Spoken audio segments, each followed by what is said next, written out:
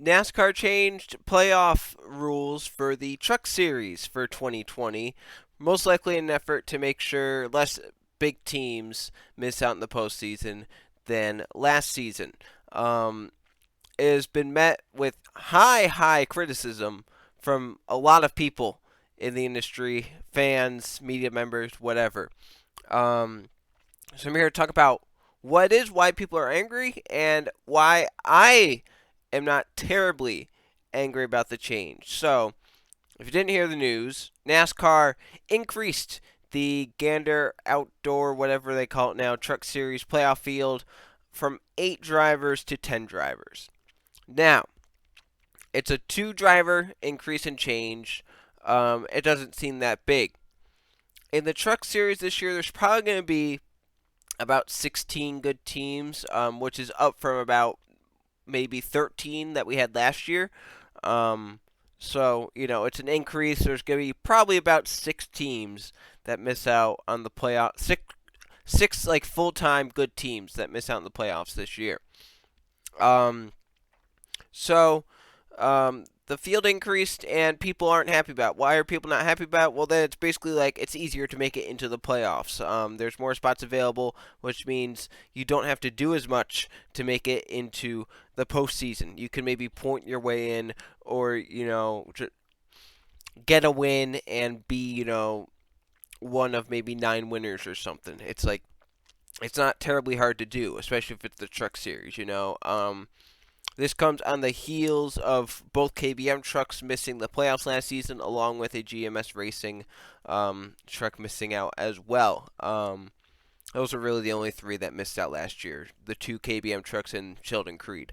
Um, so basically, uh, why did NASCAR make this change?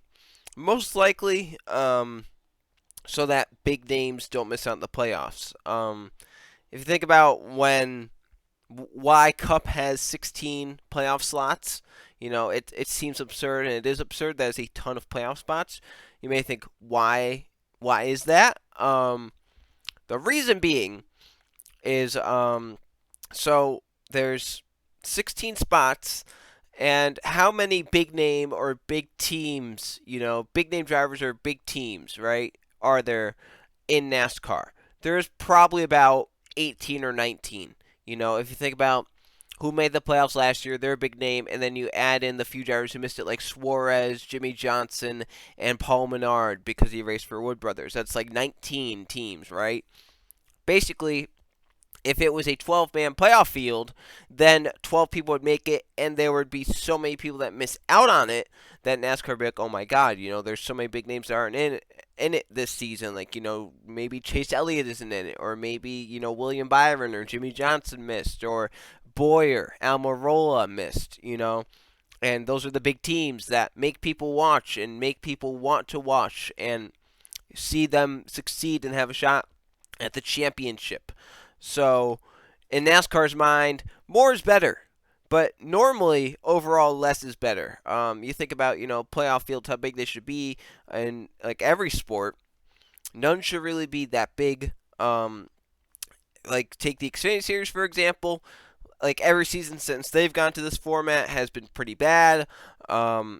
In terms of who makes it, there's always like 1 or 2 spots that get taken up by some weird team, like Jeremy Clements' team or Greg Galding's team, something along that lines. This season's probably going to be even worse. There's 12 spots up for grabs, and there's probably like 15 cars that race full time, and maybe like 11 or 12 of them are actually good enough to even like have a shot. So, um, now I understand why people are mad about the truck change, because it seems like they're trying to make it like a participation trophy type thing where, like, oh, you make it into the playoffs, you make it into the playoffs, you make it into the playoffs. I understand that, because there's probably like 15, 16 good teams. Here's the reason why I'm not terribly mad about it, and it goes to a points type thing, right? So, the way you make it into the playoffs in modern day NASCAR: win a race, or at the end of the regular season, if you have not won a race and you are the points leader, you are the regular season champion, and you make it into the playoffs. So those are the ways to make it in. Other ways to make it in, if there's less winners than there are spots available, and the regular season champion maybe has a win or something, and they don't, and that's still not enough spots, then the rest of the spots get put in on points. Well, last year in trucks we had a special season where, before the chase we had so many winners. We had winners like Austin Hill and Tyler Ankrum won a race, and then Ross Chastain went in and decided, hey, I'm going for points. And Johnny Sauter did really well. We had like 6 winners, I think. We had like 6 winners that were running for points within the first 16 races of the season, which meant that was 6 spots that were already filled up. And then you went and Grant Enfinger. Grant Enfinger was the regular season champion? Is that what they call it now? The regular season champion. Grant Enfinger was that, and he didn't have a win, so he took up a 7th spot. The 8th spot went to Matt Crafton, who was the highest on points. Now, here's why I like this scenario, right? So say this season, Truck Series, there's a lot more good teams. Some teams have expanded, and there's probably like 15, 16 teams that can go out there and win races and compete on a week-to-week basis.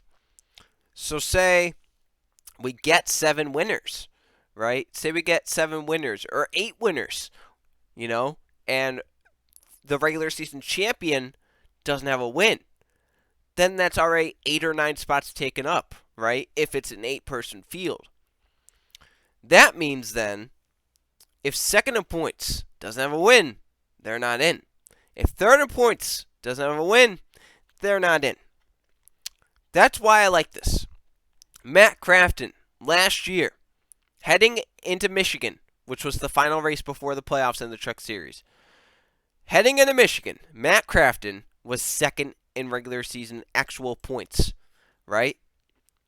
Then at Michigan, he got like 10th or something, and he fell down to third in points.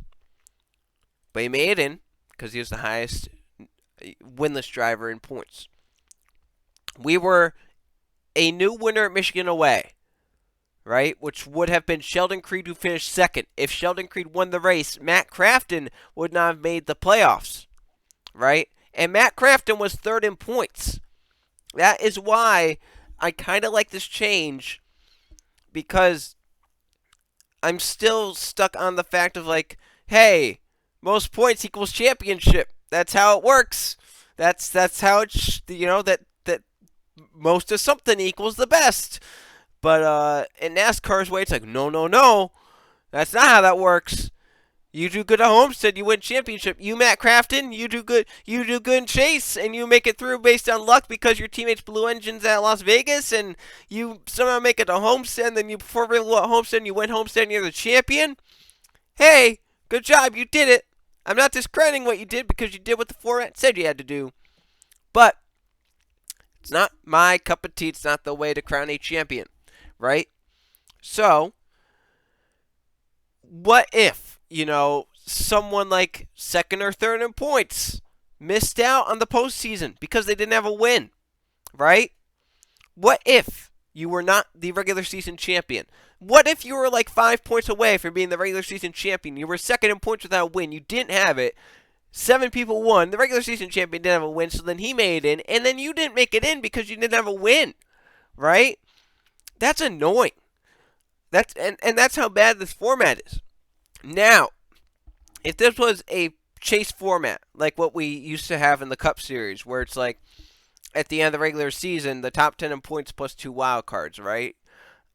If we had something like that, where it's like at the end of the regular season, top X with this many, points, the top X in points make it in, then I'd be like, maybe expand it down to like top 5 in points for trucks, and maybe like an Xfinity top 7, and then Cup top 10 or something, But since we have this win you're in format, you almost need to have that because you being at the top of the points doesn't guarantee you having a win, which is just kind of wrong. If you're second in points, you miss if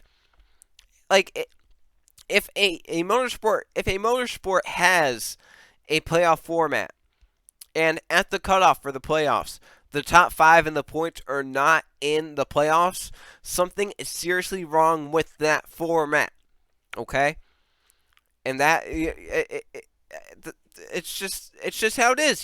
This is the NASCAR we live in, with a bunch of gimmicky stuff to try and make it exciting for the people who need to watch it. Even though the people who watch NASCAR are hardcore racing fans and are like, hey, we like all forms of racing. We don't want it to be entertaining all the time, or maybe some of us do, and that's their right. But hey, I'm fine if the champion wins a race early. They deserve it. They did so well. Congratulations, you did it. I don't want it to be like Game 7 moment at Homestead. When the crash happens on a restart, oh well, you lost the championship because of one bad restart at Homestead. I mean, kind of stupid, but so that was NASCAR's playoff change in the Truck Series. Now, something they could do for the Xfinity Series is make it so that they're down to like 10 or 8, because I'll be perfectly honest with you, they have what? 2 JGR cars, one with Riley Herbst in it, and one with Harrison Burton. So Harrison was doing really well in his Xfinity races last season. You have you have 3 JRM cars, because the 4th one is the All-Star car. Not really the All-Star car, it's the community car, I guess you could say. There's not really that many good teams. You have Stewart Haas Racing. Do we know who's going to drive for Richard Childress Racing? There's going to be like 7, 8, 9 team series that are going to be worthwhile, that are running for drivers' points. In my opinion, that being at 12 is severely wrong, because, my God, I mean, 12 people? There's going to be like teams like Gray Galdings and Jeremy Clements. I mean, hell, Mike Harmon Racing might make it in to one of those spots if they just run all the races. So, I've never liked the amount of people that make it into the playoffs. And that's always going to continue to be the way it is until, NASCAR gets taken over by someone new and they fire everyone that's already there and hire new people from like IndyCar or something. Maybe Roger Penske. So that's it. Thanks for watching, everyone. And I'll see you guys this weekend for NR signups.